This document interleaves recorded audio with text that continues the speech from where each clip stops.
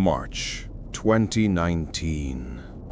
3,000 meters below the surface of the Pacific Ocean, a research vessel's sonar system records something that shouldn't exist. A contact, moving, massive, over 30 meters in length. The object ascends through the water column at impossible speed, then vanishes into the abyss. The crew files their report. The data is archived, and the world never hears about it. But deep in the ocean, something heard them back. Sonar changed everything. For the first time in human history, we could see into the darkness, not with light, but with sound. A pulse travels downward, bouncing on anything solid, returning to tell us what's hidden below.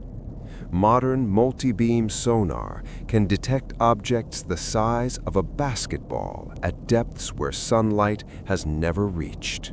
It shows us the seafloor, the mountains, the trenches, and sometimes it shows us things that move. When a whale passes beneath a research vessel, the sonar creates a specific signature. Scientists know what it looks like. They've cataloged it, mapped it, understood it for decades. A school of tuna creates a different pattern, recognizable, expected. The ocean is full of life, and we've learned to identify almost all of it. But sometimes the screen shows something else, something that doesn't match anything in the database. The shape is wrong, the size is wrong, the way it moves defies explanation. These contacts are labeled as unidentified biological targets. They're noted in the logs, time-stamped, and then forgotten. Forgotten, but not gone. The National Oceanic and Atmospheric Administration records a sound in the deep Pacific. They call it the bloop. The frequency signature is consistent with a living animal, but the source is estimated to be far larger than the largest creature we know exists, larger than the blue whale, larger than anything that should be alive in our ocean. The sound travels 5,000 kilometers. 5,000 kilometers. NOAA later says it was ice, breaking, calving. But marine biologists who analyzed the original recording, they heard something else. They heard the biological patterns. The organic resonance, the unmistakable signature of something alive. A fishing vessel off the coast of Norway. The crew is tracking their nets when the sonar operator sees it. An elongated object, serpentine, moving in smooth, undulating waves through the water, 40 meters long. They watch it for 12 minutes of documented contact, and then it descends, beyond range, beyond explanation. No investigation is ever launched. The Okeanos Explorer is mapping the Mariana Trench, the deepest place on Earth, 8,000 meters down, where the pressure would crush a human body instantly. Their sonar detects an anomaly, massive, elongated, gliding along the trench wall with controlled, deliberate movement. This is not debris. This is not geology. This is something moving with purpose. The footage is reviewed, classified, and archived by NOAA. It has never been shown to the public. And then there are the submarines, naval vessels that patrol the deep ocean in silence. Occasionally, very occasionally, officers speak off the record. They describe contacts that follow them, objects that move too smoothly to be machines, too large to be any animal they've been trained to identify. Contacts that match their speed, mirror their movements, and then accelerate away at velocities that should be impossible for any living thing. The Navy does not comment. So what are we looking at? What is moving down there? For 3,000 years, sailors have told the same story, not as myth, not as superstition, as testimony. The sea serpent appears in every maritime culture that ever put a ship to water. Norse sailors called it the Hafgufa, a creature like a massive eel surfacing beside their longships in the North Atlantic. Greek sailors reported enormous serpents coiling through the Mediterranean, longer than their vessels. Chinese navigators documented dragon-like forms rising from the Pacific depths during their voyages across open water. These men were professionals. They spent their entire lives at sea. They knew whales. They knew sharks. They had seen giant squid wash ashore. They understood the ocean, and they insisted what they witnessed was something else entirely. Something we hadn't named yet. The HMS Daedalus, a British Royal Navy ship crossing the South Atlantic. The crew observes a creature moving through the water alongside their vessel. The ship's captain, Peter McQuay, files an official report with the Admiralty. His description is precise, clinical. An animal at least 60 feet in length, serpentine body, a head resembling a large sea snake held elevated above the surface. The sighting lasts 20 minutes. Multiple officers witness it. The British Admiralty accepts the report as credible. The yacht Valhalla off the coast of Brazil. Two naturalists observe something moving beneath the surface, a long, dark body, undulating. One of the witnesses is a fellow of the Zoological Society of London, a trained scientist. He publishes his account in academic journals. No one can explain what he saw.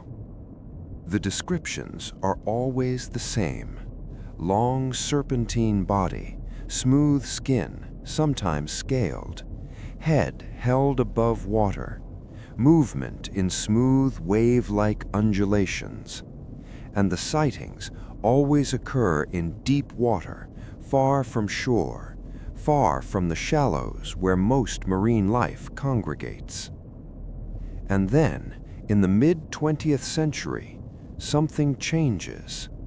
The sightings don't stop. They just stop being reported. Why? Look at the pattern. Compare what the sailors described to what modern sonar is detecting. The HMS Daedalus encounter, a 60-foot creature moving in undulating patterns through deep water. The 2007 Norwegian contact, a 40-meter object exhibiting serpentine locomotion at depth. 19th century mariners described sea serpents in the open ocean. Modern sonar finds anomalies in the abyssal zones.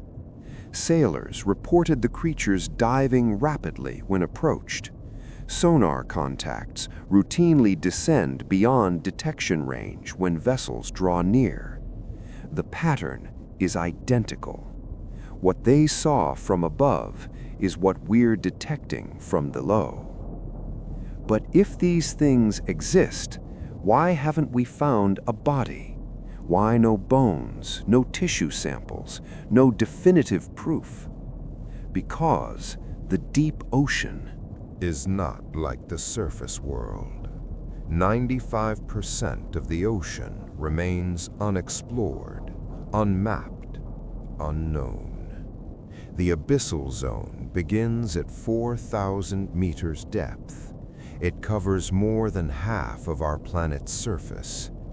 Down there, the pressure is crushing, the temperature hovers near freezing, and the darkness is absolute. Humans have spent more time in outer space than in the deep ocean. We know more about the surface of Mars than we know about what lives 4,000 meters below the waves. In that environment, life becomes alien. The giant squid was considered a sea monster, a myth, until 2004, when we finally captured one on film.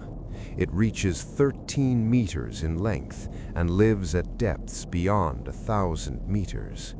For centuries, we only knew it existed because of the occasional carcass that washed ashore, because of the circular scars its suckers left on the skin of sperm whales. The oarfish, 11 meters long, serpentine, ribbon-like. It lives at depths of 1,000 meters and only surfaces when it's dying. For hundreds of years, when these creatures beached themselves, people thought they were seeing sea serpents. And they were right. They just didn't know there might be something even larger, even deeper. What if the true sea serpent lives in the abyssal plains, where the pressure keeps it anchored, where no natural predators exist, where food chains are based on marine snow and the chemical energy of hydrothermal vents? A large, slow-moving predator in that environment would leave almost no trace. It wouldn't need to surface. When it died, its body would sink into the hadal trenches, crushed by pressure, consumed by scavengers, buried in sediment, gone. No evidence would ever reach us. The deep ocean is the perfect hiding place, and sonar can only show us shadows. So why isn't the scientific community investigating? Why the silence? The answer is complicated. Marine research is expensive, extremely expensive. Deep-sea expeditions require specialized vessels, submersibles, equipment that costs millions. Funding is limited, competitive. And proposing an expedition to search for an unconfirmed creature based on sonar anomalies, that's a career risk. Science rewards evidence, not speculation. But there's something else, something rarely discussed. Governments monitor the ocean for security purposes.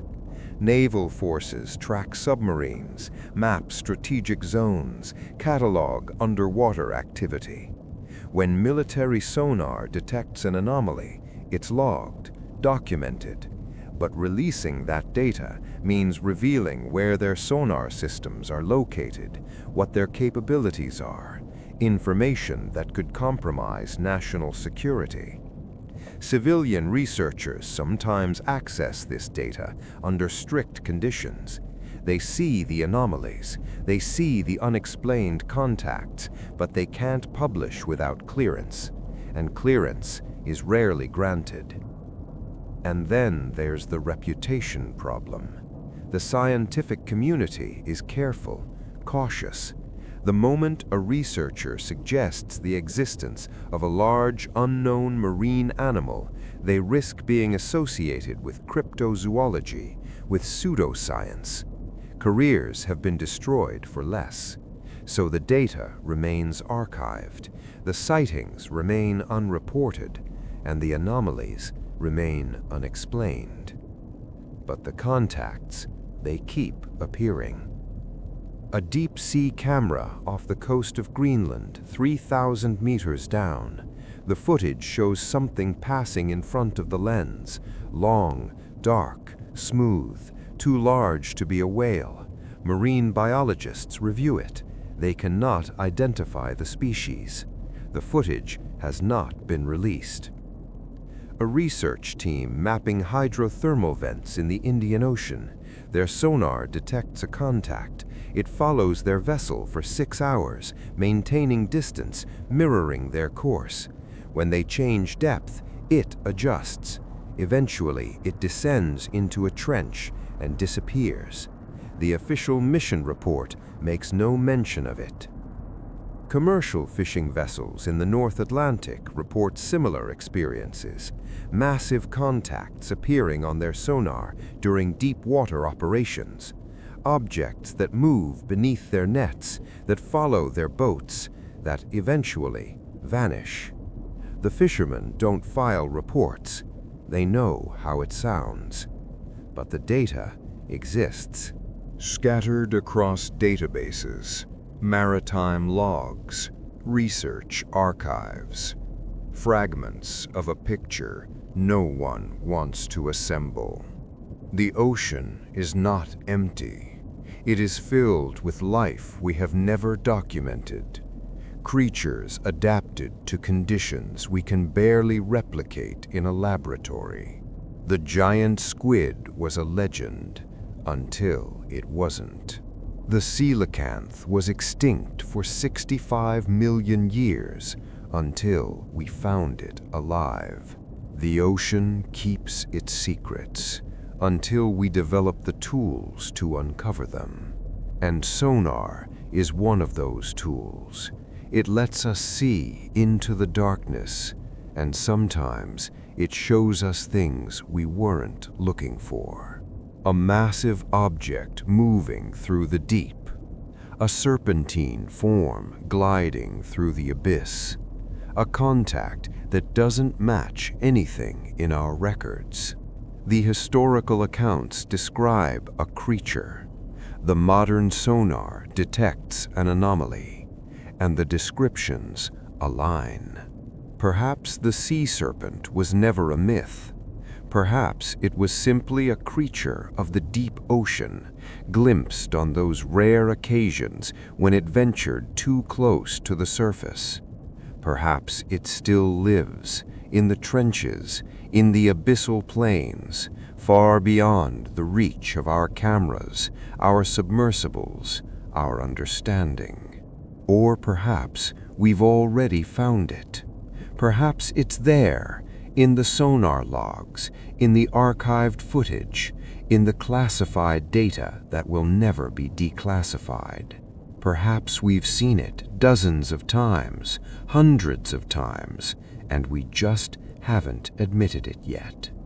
The ocean is vast, the deep is dark, and something down there keeps appearing on our screens.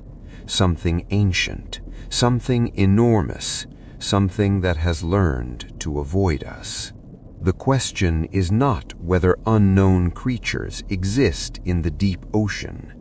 Science has already proven they do. The question is what happens when we finally see one clearly, when the footage is undeniable, when the evidence cannot be archived or explained away. And when that day comes, will we be ready for what's been living beneath us this entire time?